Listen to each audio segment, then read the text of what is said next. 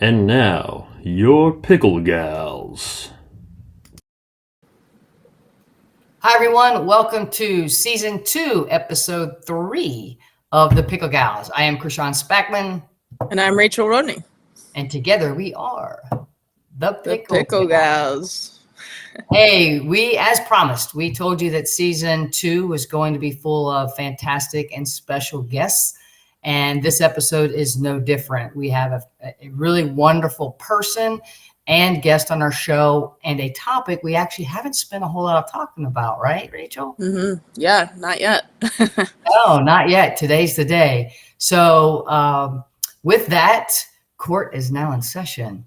We are going to bring on our special guest today, Sandy Halkett, the founder of Adaptive Pickleball. So let's bring Sandy onto the show. Yeah. Hey, everybody. Hey, Sandy. Welcome. Hey, thank you. Thanks for having me. Yeah, we're super excited to have you on and to discuss this topic. And let's just dive right in. Tell us, a little bit about you and how you got into pickleball. I actually started playing pickleball about 10 years ago. My kids were going to theater camp. And I was dropping them off, and another dad was dropping his kids off, and he was hot and sweaty. And I was like, "What have you been doing? You've been jogging, running? What you been doing around here?" He's like, "Well, there's a gym. You could walk to it from here, and we're playing pickleball." This was 10 years ago, and I was like, "You're playing what? How everybody gets pickle what? What you really been playing?" Okay. And he's like, "Oh yeah, you'd be fantastic. You've played like every sport on the planet. You would love this game." And I was like, "Okay." He said, "Come to the gym and check it out." And so I was like, "Okay, whatever." So I did. I dropped the kids off the next time at camp that summer and popped in the gym, and I was blown away. I was like, "What's going on in this gym?" But that was 10 years ago. I started playing, and haven't looked back yet. Yeah. That's crazy because, how many times do you get asked, when did pickleball start? Wasn't it just like a couple of years ago? They get blown away and you're like, 1965? Yeah, absolutely. So even then in Greenville, it was maybe like a core group of 30, 40 of us. Wow. Playing 10 years ago. That was it. Wow. We were chalking, using chalk on tennis court lines, taping, asking gyms to put, painter's tape down, the whole thing, hanging a gallon milk jugs full of water on the tennis nets to lower them. Oh, we had that, wow. We had that down. We had that down to a science, the bungee cords, the gallon water milk jugs, pulling the nets down. Yeah. Oh yeah. That's a project before you even start playing. Yeah. So, but that's what we had to do. You're one of the first groups to make the tennis people mad. Yes. Yeah. Absolutely. We made them mad. What are you hanging these things on our nets for? I was like, because they're too high. Yeah. But I gotta say, I have never heard that before. You are the first I've ever heard that from. That is. Oh yeah. So then the milk, the gallon of water in the milk jugs started leaking in my car. So I was like, okay, somebody's like, oh, let's get some weights. So we got some 8-pound weights. Okay. And hook those with the bungee cord and hook those to the net. And still we'd get out our tape measure and we'd get it just right and you gotta sometimes move it to the left, move it to the right, get it just right. So then we started using weights so that they wouldn't leak in the back of my car. Well, hey, Rachel, our podcast continues to provide services. See, I mean, anybody goes something new all the time. They know they just need an 8-pound weight. Just go get an 8-pound weight. You already figured it out. A bungee, you're set. You can play anywhere. Yeah. Yeah. That's a little bit of chalk or tape, and you got a pickleball court, I guess, But but Greenville has done a fantastic job. I mean, we were literally chalking, taping, lowering the nets on tennis courts, and they've given us. We've got over 100 dedicated public pickleball courts you can play on in Greenville County. That's amazing. I didn't know that. I know Rachel and I last year we did an episode about the growth of a sport, and at that time, Richmond, we were bragging because we finally got to around 100 courts in about a 30-mile radius of Richmond. So we know how impressive that is. So that is really cool. Very impressive. Yeah. And that's the neat thing about pickleball, and it kind of gets us into where we wanted to head next. It's so accessible. And you, as the founder of Adaptive Pickleball, have taken accessibility to a whole nother level. So this is yes, we have. dying to hear about. So talk to us about how you got into adaptive pickleball and what does that even mean when we say that? What's that look like? Okay, so I got into adaptive pickleball basically because of what I was doing with golf. Mm-hmm. So I'm an LPGA professional. I've been teaching golf over 30 years. I got involved with Special Olympics 25 years ago. We didn't have a Special Olympics golf team. So I became the Special Olympics golf team 25 years ago. And right after we started our very first team, my father had a stroke. And so I had one of his therapists actually reach out to me and say, hey, I want to work with people, not just cognitive disabilities, physical. You're already doing that sort of with Special Olympics. Would you be interested? And I have your dad here as one of my patients, unfortunately. And I was, and you know, the golf world, and I'm the therapist. So together, could we work together and come up with a way to help people with diverse abilities play golf? And I said, that'd be fantastic. So full circle, my dad taught me how to play golf. And now I'm teaching him how to play out of his chair. Wow. And it was a regular wheelchair. It wasn't anything special, just a regular wheelchair. And then we got enough money to buy him a chair that would tilt and he could get over a golf ball posture a little bit better than his chair. So it sort of blossomed from that. In the golf world, I started working with our local rehabilitation hospital. They found me. I was probably one of the first adaptive female golf instructors in the state of South Carolina. Wow. And so our hospital reached out and said, we want adaptive golf. You're kind of already doing it, but we want to help you grow and make it bigger. So we did. So then we got that program up and going, and it's been wonderful. So fast forward 20 years, a friend of mine says, hey, you know what you do with golf, with the special needs, with the physical needs, have you thought about doing that with pickleball? Because you're pretty good. You see the game now. And I said, I haven't really thought about it, but it could work actually. And he said, let's try it. And so we did. So again, I reached out to the hospital again. Our local rehabilitation hospital said, hey, I want to try a new sport. It's called pickleball. And they're like, what?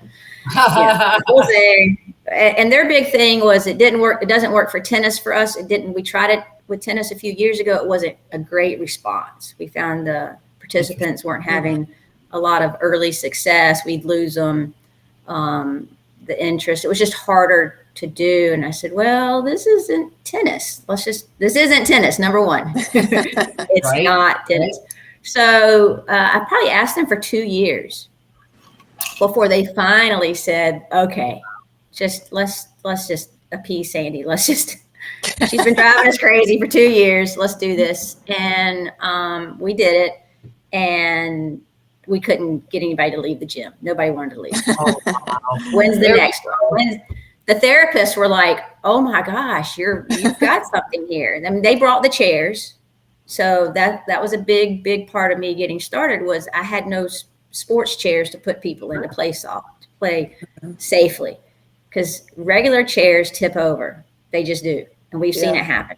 Sideways, backwards, and forwards. They tip over. They're not meant for you to special leave. Chairs with different special support. Chairs. Okay. $4,000 to $5,000 special chair. Wow. That's a special chair. And let me tell you, that special chair is special to that person sitting in it, because somebody that has 16-inch width hips, I can't put them in a 14-inch chair. So that chair has to be size specific, and they don't adjust. So it's custom chairs. Pretty much to the width, Yeah. basically the width of their hips. So I've got Hmm. 14-inch chairs, 16-inch chairs, 18-inch chairs, 20-inch chairs. So when somebody comes to my program, I got to make sure I've got a chair that fits them, because then you put them in a chair that's too tight, and they, again, a lot of them can't feel their lower extremities. So they probably can't feel that they're getting a rub on their hip from that chair rubbing up against their hip. They can't feel that. They don't know that. So an hour and a half in a chair playing pickleball puts them in bed for 2 weeks, because they've got this sore and it's turned into, whatever. Hour and a half of pickleball. I remember when it would put me in bed too. Yeah. I remember those days. Oh yeah. So the chairs are very expensive. So I got with the hospital had the chairs, because they were playing wheelchair basketball. They were playing wheelchair, rugby. They were playing sports in these chairs. So the hospital had them. And I was like, wow, they brought the chairs. They also gave me access to that population of people with physical disabilities. Okay. And I had the connection with Special Olympics. So I had the connection to those with special needs. And so it was just a great, everybody coming together. We couldn't get them to leave the gym. Everybody wanted to stay. They were like, when's the next one? And then COVID hit. So this started, we did our very first one, and then COVID hit. And so then we there's some video that the news came out and did a story on us, and we're dated, because you can see we're all playing pickleball in our masks, in the gym, but we kind of kept going with the hospital. And then I filed to be a 501c3. So I knew at that point, like, we've got something here. And the learning curve was fast. The learning curve for them was so fast, whether it was special needs, physical needs, they were picking it up really, really quickly. And I was like, okay, this is happening. That's going to be satisfying to them. Yeah. I mean, I think about just being challenged in everyday life, no matter what your circumstances may be. So anything and everything that can kind of fill your tank, right? Kind of give you some positive energy or esteem or confidence or just joy or laugh. It's cool to know that, pickleball does that for everybody. I mean, that early success, just being able to play so quickly, it really is so different than other sports in that sense. And we sense that as we play, but imagine if you had a life challenge, or your child had a life challenge, and you see them get on the court and they're high-fiving, they're smiling, they're moving, they're active, and they come off the court and the parents were like, well, we just brought him here to see what he think. I don't know. And then they're just like blown away. Where's the paperwork? Where can we sign up for more? I mean, we talked about, Rachel, in other episodes about how pickleball has been life-changing for so many people, but this takes it to a whole nother level, right? Because, for some people, they may think something's been taken from them because maybe they were born with a situation or a situation came later in life. And so to be able to, I don't know, I just think that just takes it to a whole nother level to be able to have that kind of joy and be given something back that maybe some people thought they lost or couldn't get again.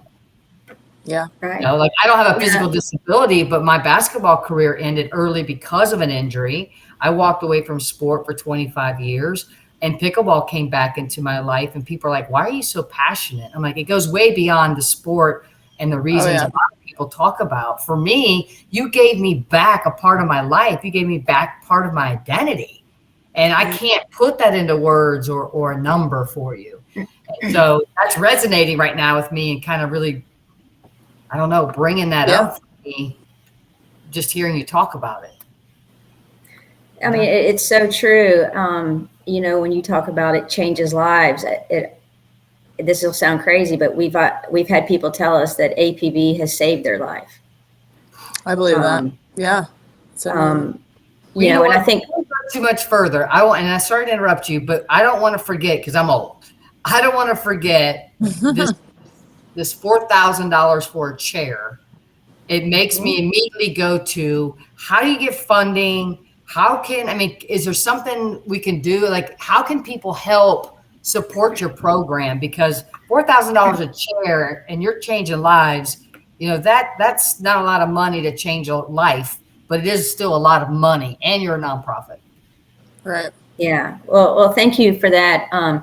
Because as a nonprofit, we pretty much go year to year. Can we make it next year? What does that look like for next year? What does the landscape look for us? And the community around us has been fantastic. The Greenville, Spartanburg, Anderson area has just supported us. But we still fill out grants every day. We're filling out grants. We do fundraisers. Our biggest fundraiser is coming up in August, and it's called the Pickleball Prom. So we have a prom. It's basically a dance party for our participants, but also for our community. We want our community to come and dance beside everybody else. We have access to a fantastic facility that has 2 gyms. So what we do, in one gym, we've got the music going, the food going. Last year we had a band. This year we have a DJ. We have a theme. So this year it's 1950s. So we're having a 50s themed prom night. And then in the other gym, it's really a unique gym. We turn off all the lights and we have glow pickleball. Oh, that's awesome. We just did our first one where I work last Saturday. It is so fun. So we turn off the lights and we light it up. We've got the black lights, we've got the tape, and we'll get a couple of our sports wheelchairs in there, and tape those up so they're glowing too. And everybody can go into the gym at some time during the night and play a little glow pickleball. In the lobby, we'll have over 40 silent auction items, from trips to pickleball merch, whatever there. And so we'll have the silent auction going, and in the other gym, we've got the dance party going, and everybody dresses up. So yeah, it's a huge fundraiser for us each year. So how can somebody participate? Now, you're out of Greenville, South Carolina. We could have mentioned that earlier. How can somebody support Pickleball Prom and contribute to do so? This program needs to keep going every year. Thank you. Well, I know to come to Greenville would be a long trip, but it could be fun. Please come. But for those far away, we have a website. It's called pickleballprom.com. Pickleballprom.com. Go to the website and become a sponsor. You can actually buy a ticket to give away. So we do have some participants that struggle, financially, and I'll see that they haven't signed up for this or that. And I've been keeping an eye on those that haven't bought their tickets. And so we also ask people to play it forward. So buy a ticket and then give one away. Or like, hey, what? I can't come to the prom, but I'm going to send 2 people to the prom. And you can send people to the prom by buying their ticket, and then put in the notes, hey, Sandy, please give this ticket to some folks that maybe can't make it to the prom this year for whatever those reasons are.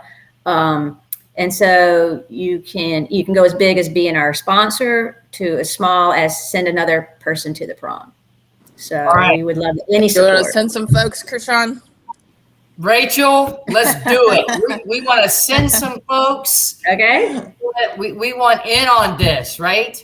Mm-hmm. So, Rachel, what if we say we will match dollar for dollar up to $1,000 for anybody who goes to pickleballprom.com, and whether it's sponsorship dollars, whether it's buy ticket dollars, which I think is absolutely total fun, no matter what, you let us know. I don't care who contributes. I'd love it to be all Pickle Gals followers. But the next $1,000 that comes in, you let us know. The Pickle Gals will turn around and send you a check for $1,000. Let's make it happen, people. Yeah, all right. If you want to truly change a life, if you're looking for a cause, listen to what Sandy's talking about. This is directly impacting and changing lives, not just for the athlete, but for the athlete's family. So let's make it happen. Now you got me totally stoked. I'm excited. And I'm going to get, what are the dates of that again? I mean, I want to go to the prom. That's what I'm sitting here to talk about. So it's August 16th. It's Saturday night, August 16th. August 16th, Greenville's fantastic. South Carolina. Yep. And yeah, please come and support it any way y'all can. That's fantastic. Thank y'all so much. Man, Yeah, Rachel, that's I'm looking amazing. at my calendar. It might be tough. I don't know. August is a bit crazy, but I'm We'll looking at my make calendar. something happen. Make it happen. I want to make it happen. Mhm. So, Rachel, I'm going to challenge you too. Yeah. Let's Right on do the it. spot. And for those that can't make it, but they want to see,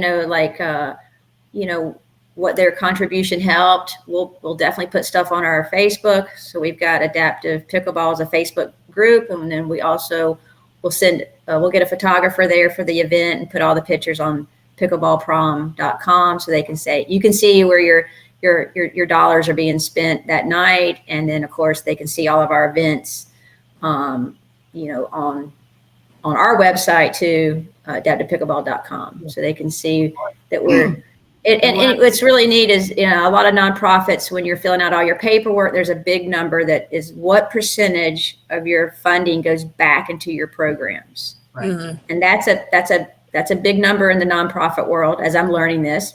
Yep. And over 87% of all of our funding goes back into our programs. Wow. That's amazing. So that's Wow. a big number, and that's something that we're proud of, that we put it directly back into our events and our programming. And when you talk about programming, as a whole, I'm just curious, what is that reach? How many participants do you typically see? What other supports, whether it's volunteerism, can people, be involved with the organization?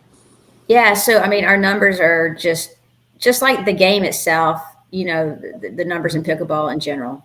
Ours are growing like that as well. I mean, it is staggering. Oh, we've been doubling the numbers every year. We're doubling and doubling. Wow. We'll serve over 1,000 this year. I just did our numbers, and we're already serving 590 people this year. So I mean, we've now grown into Columbia, South Carolina. So we've got Greenville's a huge. Somebody called us the mothership. So Greenville we are the mothership. And then we've got a hub in Spartanburg. We've got a hub near Clemson. And now we've just started a hub in Columbia. I'm certainly glad for the growth and the spread of the sport in South Carolina. I'm having to be really maintain my composure when you say Columbia, South Carolina. And I think you do too, because I think you now have a tie to Clemson University. Yeah, I graduated from Clemson, and my daughter's at Clemson now. Daughter, Okay. right? And I went to Clemson awesome. for a couple of years playing basketball. So Yeah. So every time you can't help, you're trained, right? When you hear Right. Columbia, Oh yeah. let's adapt to pickleball. It's okay. It's okay. And Clemson University has now found us, and they are tapping into what we're doing too. So we're getting Clemson has an adaptive sports recreation. They're actually coming to our Blue Ridge APB hub and helping this summer, bringing their volunteers, That's so bringing cool. bringing their connections. Mhm. So they have found us. The president of Clemson University's daughter, Grace, was on the Today Show. Did y'all see where she walked across the stage and her dad, the president, handed her diploma, but she jumped into his arms and they both fell. It was a beautiful, wonderful moment. Well, Grace does APB in our Blue Ridge hub. So his daughter is already doing APB. She was part of the very first one we did there in that area. Cool. So, but we have a program between all these 4 hubs. We have a program every week. And well, let me ask you this. Just because one of the things that I remember probably 4 years ago, I had 4 or 5 years ago, it was pretty early on when I started playing. You register for a tournament and it says players needing partners and stuff like that. And I had gotten a message from somebody who had diverse abilities and asked if I would play with them in that tournament. And I don't know what they called it then, but I think you call it a unified division, where you have quote unquote an able-bodied person and someone with a diverse ability teaming up. And at the time, I wasn't going to be there in time that day to do it, but I remember going, how does that work? And I started to Google, and I'm like, oh wow, the rules are not pretty different. There are certain rules that are very different. So like, just kind of to turn the tide that direction, what are some of the most significant differences in rules between the divisions? I think the biggest one is in that space, in that tournament space that you're talking about, is the wheelchair player gets a second bounce. Okay. And the first bounce has to be in the court. The second bounce doesn't have to be. So they can go chase a ball if they can get to it and hit it after the second bounce. And I know Special Olympics has sort of adopted that with their standing players. And then APB, we've sort of even changed it a little bit more, where we let everybody based on their ability, and we have several levels. So like the one level, the player would get 2 bounces. The next level, you might take away that second bounce. Okay. So the biggest thing I think with that, is that based on the diverse ability? I mean, yes, for us. Yeah, and I think in a big tournament platform, like you're talking, some of these big tournaments, they are going to get most of the chair players, and I don't really know how they've reached out and having some that just are standing but have a disability. And I've seen where they've taken that second bounce away because they're standing. Okay. Okay. APB, we're not on board with that 100% because we have some that can get there and some that can't. Yeah. So I think there should be different levels. Like there's a level of, hey, you get a second bounce, and then you're in that division. Hey, you're in this division. You can get to that ball pretty good. So we're going to take away that second bounce. And then, honestly, everything else pretty much, unless it's a tournament that tournament specific rules, is just the other bounce. What's the other thing with the kitchen? Anything with the kitchen? So this is still the kitchen. So in a wheelchair, they allow the front wheels to be in the kitchen. Okay. But the big wheels on the sides can't. So in other words, the big wheels are your feet. The small wheels are your nose. So can you lean over the kitchen? Yeah. Right. But your feet can't be in. Yeah. So because they're sitting in a chair, those little wheels are the very, very front wheels are way out in front, so I give people that scenario of like, okay, well, the big wheels are their feet and they can't be in the kitchen. But the little wheel can. And the same thing with a serve, that the big wheels have to be out of bounds. The little wheels can be in the court. Okay. They serve from the side, so they have to lean over quite a bit, and still have that underhand serve. That's what you're going to see in the big stage tournament, and they make the rules so that they go across the board. With APB, we have a little bit more flexibility because we're not such a big high tournament. We are small local tournaments, so we have levels of everybody gets a second bounce, and then we'll take that away as they get better. If you're in a wheelchair and you don't have a lot of upper body core, so we've got a lot of participants that do not have upper body core. For them to lean over and to serve is not happening. So guess what? They're in a chair. If they want to throw it up and hit it overhead, great. So they're in a chair. I don't really know how much, that's going to become a weapon, that overhead serve, because they're in a chair. And then we've even gotten to the point where some of our participants need a second serve. I mean, they just can't get it in. They're just struggling. So we're like, okay, this division's going to get a second serve. This division's going to get 2 bounces. And so we've got all these levels, and we bring the game and adapt it to the person. We don't make the person adapt to the game. I love that. So if we find we've even invented a new game called Thunderball. You got Thunderball.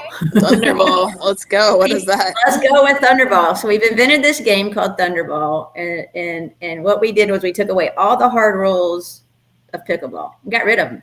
Just got rid of them. They don't exist. And especially our special needs athletes, they love it. Love it, love it, love it, love it. Because we found there was a huge gap between what we call a skills player. So in a tournament, we will have skills. We'll have a skills division in a tournament. And they serve, they return serve, they ground strokes, we do paddle taps. How many paddle taps can they get on the paddle? All right. Yeah. And that's a skill. And we have a scoring system we take them through, and Special Olympics has taken what we've come up with our skills, and they've adopted that. And so so we have a skills division, but then to take somebody from a skills division and go play and take away the second bounce. They're playing traditional pickleball to an extent, unless they're in a chair. There was a huge gap. And so Thunderball is a nice bridge from a skills player to being on the court and actually playing.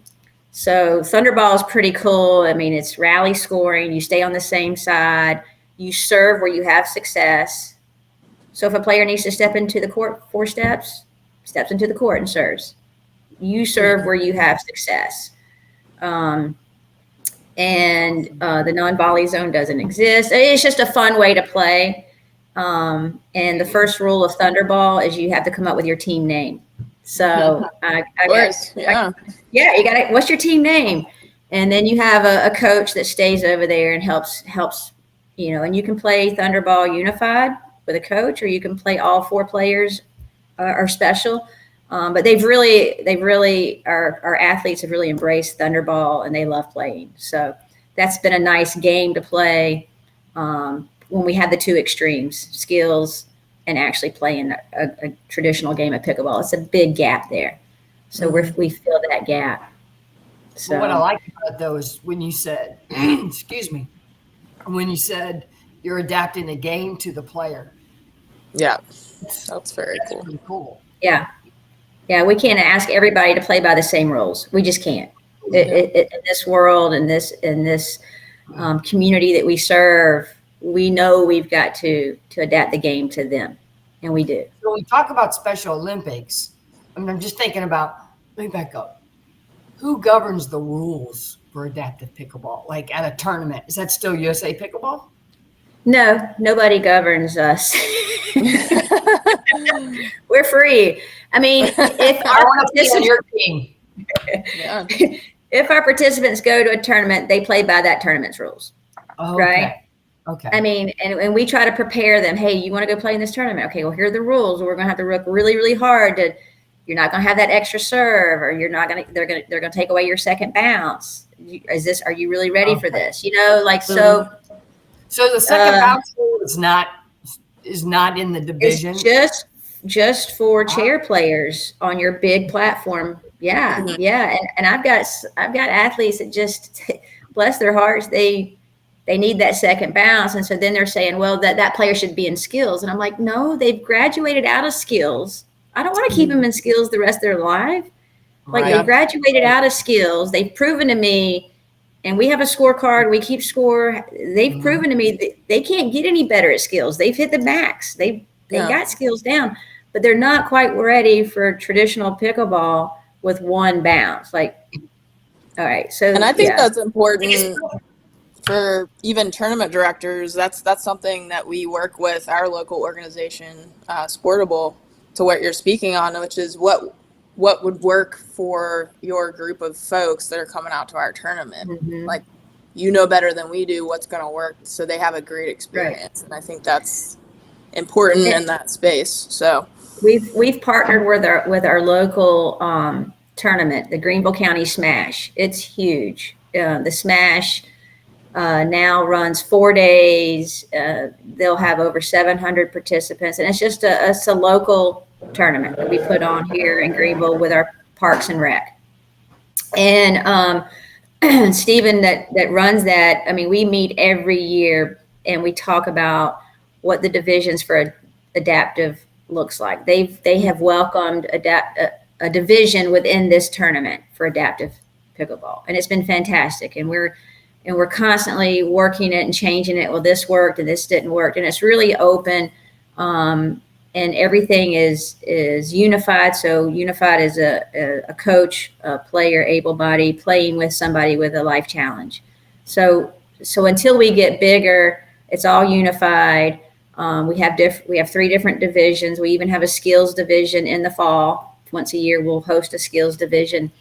And in that space, APB, I mean, we run it, we make up the rules, and this what works. We're going to adapt the game to the players, and then we let the players sign up for which division they want to play in. You know, hey, if you want to play in this division, okay, we're going to have to work really hard, but we're going to get you there. Or where do you feel comfortable this year? So then the player can sign up, just like a normal tournament. They sign up. You know, they get their shirt, they get on the podium for medals. I mean, it is a tournament for them. And we want them to feel that same way that we feel excited when we go and sign up for a tournament, and, you know, treat it just the same. Like a total win-win situation, because, I mean, one, you're adapting the game, they've got options, and then they get to decide which they want to do. Right. So again, I'm thinking about having goals and being able to achieve those goals. And, you know, who wants to get stuck? I mean, we all get stuck at some point in time, right? And you had to push through that. And then you need that carrot sometimes to work hard to go to the next level. So to me, it's fantastic. And I just want to tell everybody listening, I apologize. I've been muting myself. When you see like this, I am getting through a virus, so I've been coughing up a lung over here. But hopefully, so my voice right now is a little shaky. But that's why. But at any rate, so yeah, I mean, to me, it just sounds like a total win-win. And so when I sit here and I hear all these incredible things going on, I don't know that there's one highlight, but like, as you reflect, and I don't know if you even are, it sounds like you're too busy to, but I really hope over 25 years with Special Olympics and all these years with golf, adaptive pickleball, that you reflect and see, wow, what a difference. If there's 590 players to date, or this year so far, that you've serviced, that's times how many in their family that have seen it, right? It means it gets exponential over the number of years. So I'm sure it's difficult to think of one, and so just answer us however you'd like to. But when you reflect and hear that and think about that, what kind of like highlight, like what is just something that's just big for you that just says, I've got to keep on going with this?